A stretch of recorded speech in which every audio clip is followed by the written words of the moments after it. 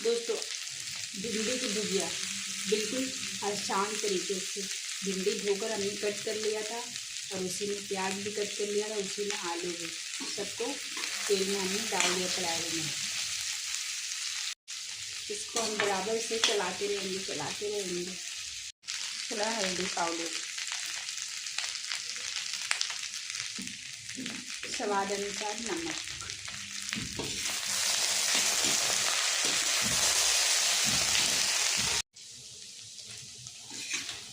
कटा हुआ हरी मिर्ची भी,